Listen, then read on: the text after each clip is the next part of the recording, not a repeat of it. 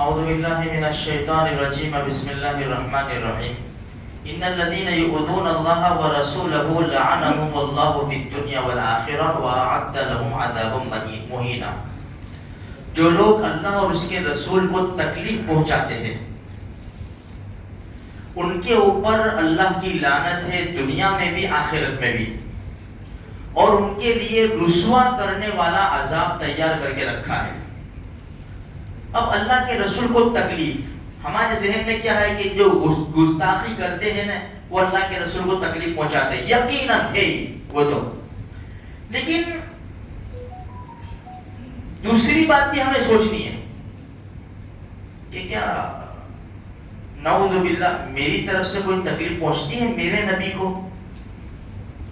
یہ بھی ہمیں سوچنا ہے کہ کیا میں اپنے نبی کے طریقے کو چھوڑ کر زندگی گزاروں تو میرے نبی کو تکلیف نہیں پہنچے گی؟ میرے نبی کی بات کو کاٹ دوں، توڑ دوں، نافرمانی کروں تو کیا میرے نبی کو تکلیف نہیں پہنچے گی؟ ہم کو یہ بھی سوچنا ہے، صرف ایک طرف نہیں سوچنا ہے، سکے کی ایک بازو نہیں دیکھنا ہے، دوسری بازو بھی دیکھنا ہے کہ دشمن کو تکلیف پہنچانا ہی ہے. لیکن میں یہ سوچوں، اسی لیے صحابہ کرام کی زندگی اٹھا کر دیکھیں، اللہ کے رسول نے جو بھی کہا نا، جو کچھ بھی ان کی زبان سے نہ نہیں نکلا، یہ کرنا ہے ہم تیار ہیں یا رسول اللہ، آپ کا جیسا حکم ہے. اس میں جان کی بھی پرواہ نہیں، بیوی بچوں کی پرواہ نہیں، مال کی پرواہ نہیں، وہ کام کر کے دکھایا. ذرا برابر اللہ کے رسول کے سامنے نہ نہیں کہا کہ نہیں ہوگا یہ کام، ہمیشہ ہاں ہی کہا. اسی لیے تو ان کو جنت کا سرٹیفکیٹ ملا ہے، کل وعد اللہ الحسنى. یہ دیکھنا ہے. اچھا دوسری بات یہ ہے کہ دیکھو جو بھی گستاخی ہوتی ہے ہمارے نبی صلی اللہ علیہ وسلم کی شان میں، اب اللہ کے رسول کا اس وقت ساتھ دینا، پہلے تو یہ کوشش کرے کہ ہم پورے طور پر ایسی زندگی گزارے کہ اللہ کے رسول کی نافرمانی نہ ہو. دوسری طرف اگر دشمن اللہ کے رسول کی شان میں گستاخی کرتا ہے تو ہمیں اللہ کے رسول کا ساتھ دینا ہے. اس میں کتنا بڑا فائدہ ہے میں آپ کو بتاؤں. ہدایتیں مل جاتی ہے، غیروں کو ہدایتیں ملی ہوئی ہے.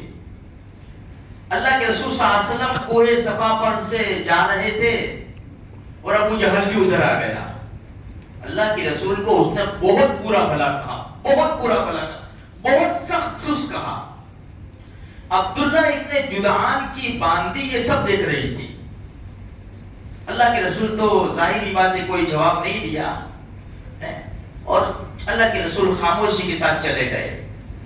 تھوڑی دیر کے اندر ہمارے نبی کے چچا سید الشہداء حضرت حمزہ تشریف لائے.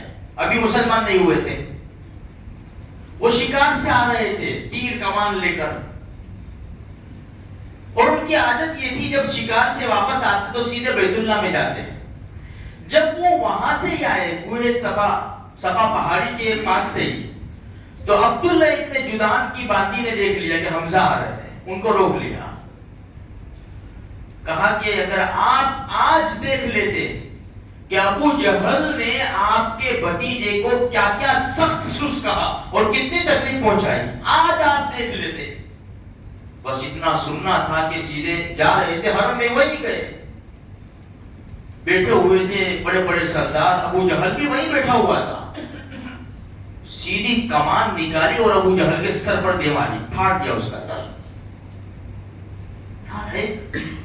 محمد صلی اللہ علیہ وسلم کو گالی دیتا ہے، میرے بھتیجے کو برا بھلا کہتا ہے. وہ دوسرے لوگ اٹھنے لگے سب کہ ابو جہل کو بچاوے اور حمزہ کا دفاع کرے، ابو جہل کا دفاع کرے، حمزہ سے ہی کر. تو ابو جہل نے کہا نہیں نہیں رہنے دو، تم رہنے دو، میں نے اس کے بھتیجے کو آج بہت سخت سوس کہا ہے. خیر حضرت حمزہ نے اس کا سر پھاڑ دیا. پھر اللہ کے رسول صلی اللہ علیہ وسلم سے ملاقات ہوئی.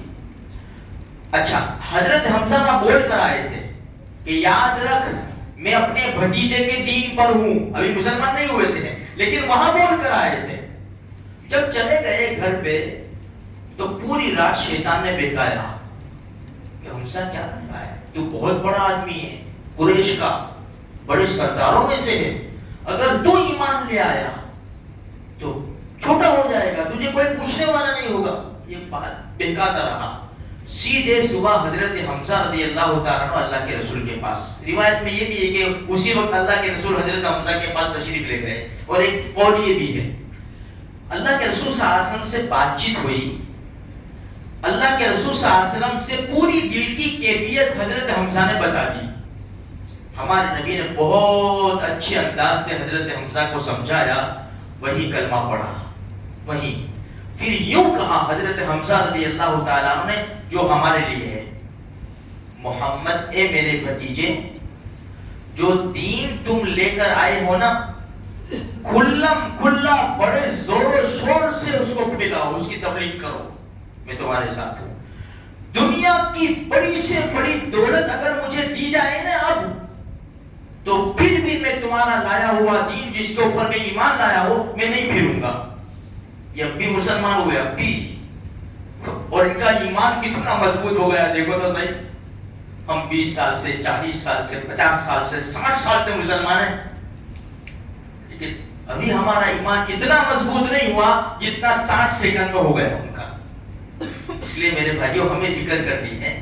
اللہ کے رسول کا ساتھ دینے میں ہدایتیں ملتی ہے, اللہ راضی ہوتا ہے. جتنا ہم اللہ کے رسول کا ساتھ دیں گے, اور ساتھ اصل کیا ہے, اللہ کے رسول کی بتائی ہوئی باتوں پر عمل کرنا, یہ خاص اللہ کے رسول صلی اللہ علیہ وسلم کا ساتھ دینا ہے. اللہ مجھے آپ کو سارے مسلمانوں کو اس کی توفیق